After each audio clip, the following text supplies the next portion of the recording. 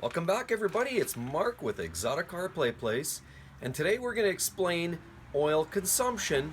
And if you stick around later in the video, I'm going to explain to you what the next treat is for the next video. But what we're really getting down to are the top 10 facts about the E60 M5 that you would like to know, and I'm going to express them one by one in much more detail. But if you want to see the video overviews, they're attached to my comments, and they're a summary. Those two videos are a summary of the top 10 things that you need to know about the E60 M5. And today I want to touch on the oil consumption. So oil consumption is a real concern for any car. Oil consumption means you're utilizing oil in a way that wasn't necessarily intended. The idea behind oil, of course, in an engine is to lubricate the engine. All the moving parts, you want to keep everything greased up. But the problem is when you start losing oil or using it, that's a problem. And so losing it is one thing, and we're going to assume that you don't have any leaks. Now there's a lot of points potentially for leaks in these cars. Some of them are the Vanos systems. Of course, it's an engine with a sort of quasi-dry sump setup. But there's also a lot of potential for burning oil because it is a high revving engine, high performance engine, and it's not uncommon for the M cars to consume oil. And oil in the way of this product here is this BMW product of oil, which is very expensive at about $15 a quart. You don't want to be using too much of this oil. So lots of people who drive these M5s start to ask, why does my car use so much oil? Well, what are the rules of thumb?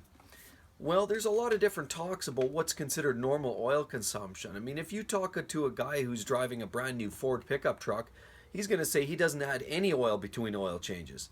But guess what? He's not driving an M car. And if you drive an M car often, you are going to use oil. And you're going to use excessive amounts of oil in some cases. A lot of times it's not uncommon to use 1, maybe 2 quarts per 1,000 kilometers would be high. But a quart per 1,000 or 1,500 kilometers is almost mainstream for these cars. And this is something that a lot of owners start getting used to. Why does this happen? Well, a lot of it has to do with the internal design of the engine. Most engines don't rev that high. Most engines have tighter tolerances by design because they don't rev high. Now we know tight tolerances are a problem in these cars, but that's more along the way of the rod bearings. They want to keep the bottom end of the engine tight, and that is one of the contributing factors to oil consumption in the E60 M5. But when it comes to oil consumption per se, that just becomes a rod bearing issue. Oil consumption usually comes in the way of bad valve guides, valve seats, or valve seals, and of course bad rings, piston rings. Those can all contribute to oil consumption if you are not, assuming you're not leaking any of the oil. So by design, people have asked the question, by design, is that something that you want to have? Do you want the car to utilize oil? Well, BMW actually does want to use oil. There's inherently a design incorporated into these engines that will allow you to use some oil.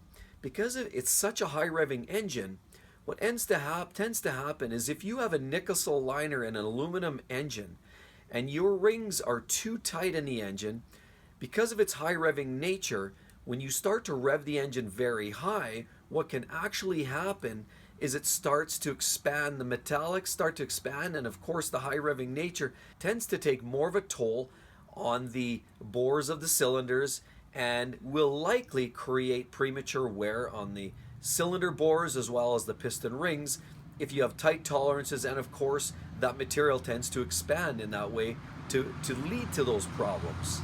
So how do you get around that problem? Well, you don't. The fact of the matter is you don't. You can reduce some of the issues. Obviously, the nature at which you drive, so driving harder, driving easier, can have an impact directly on how much oil consumption you see. Of course, that will take a toll. As well, the type of oil you're using, the viscosity of the oil plays a factor in there as well. But oil consumption, unfortunately, part of this is by design.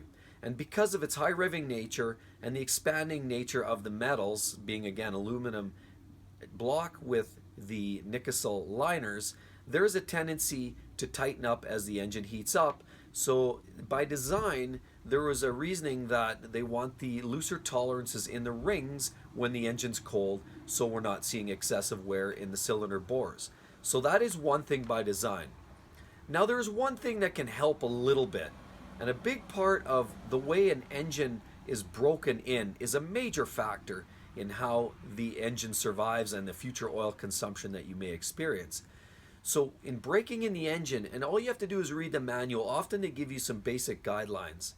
But I mean, if you're buying a used car like this, the M5, and unfortunately, you know, a lot of these cars now are exchanging hands second, third, fourth time over, and so you don't know necessarily what the first owner did. And it breaks down to the first couple thousand kilometers is critical, and it's crucial in how you treat the engine.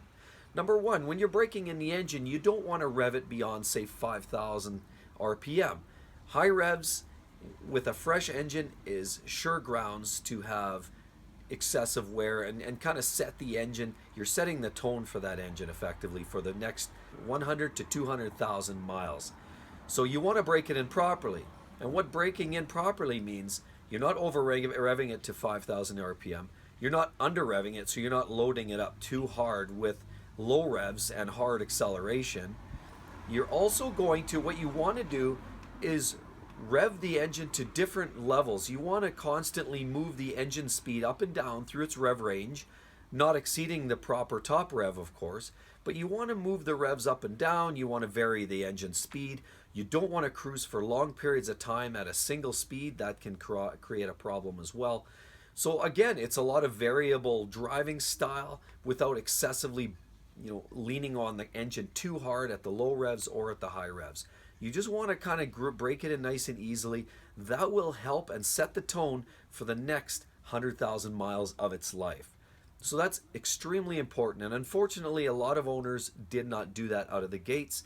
And those same driving styles can contribute to premature bearing wear as well, by the way. Now, on kind of an interesting note, I've spoken with owners of E60 M5s that talk about oil consumption, and they've tried to take claims to the BMW claims desk, of course, with warranty concerns because of excessive oil consumption. And a lot of times what you wind up getting is BMW pushing back because they're saying that you're either abusing the car or you're over revving it during break-in, and that has led to these problems. I've also spoken to people with the F10s or the F90 M5s, and they talk about excessive oil consumption already. And with those, what BMW came with is they didn't drive them hard enough. They said, you as the owner didn't break it in hard enough. You're babying it, you're under driving the car.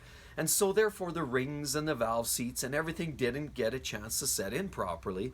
And therefore now that's also setting the tone for excessive consumption. So this just brings us back around full circle to discuss how important it is to vary your revs through the warm-up period and through the break-in period, but not necessarily over revving it, not driving it too hard under load, hard boost. Don't do any hard launches. Just a nice easy break and up and down the revs. As well, very, very important, your first couple of oil changes should be very, very soon. You never want to extend those first 2 or 3 oil changes. Make sure you get your first oil change after, say, 500, maybe 1,000 miles. Change the oil again. Even though the computer system's not telling you that, you do that anyway. That's critical. Get that dirty oil out of there, because that can impact your Vanos or any of the other solenoids in the system. And of course the dirty oil as well. Engines breaking in, there are metallics that are coming apart. There are parts of the engine that are wearing down basically as the engine starts to seat. So you want to get that material and all that particulate out of the oil. So the first couple of oil changes when you first buy these cars is critical. So everyone, I really hope you enjoyed the video. Again, the next video is going to be talking about the E60 M5 and the cold start, and I'm going to give you a cold start and show you how it sounds, or explain to you, and so you can listen how this car sounds at a cold start. And I'm going to explain to you why it sounds the way it does. Some people say it's chatters, almost sounds like a diesel engine, and I'm going to explain why that is, what's happening in there that makes it sound like that, and we're going to get just into a little more detail in that. Like I said, on the those other videos that I created, the top 5 things that you need to know, I made 2 of those videos. I touched on the surface, but I didn't get into detail. So next video we will get into more detail.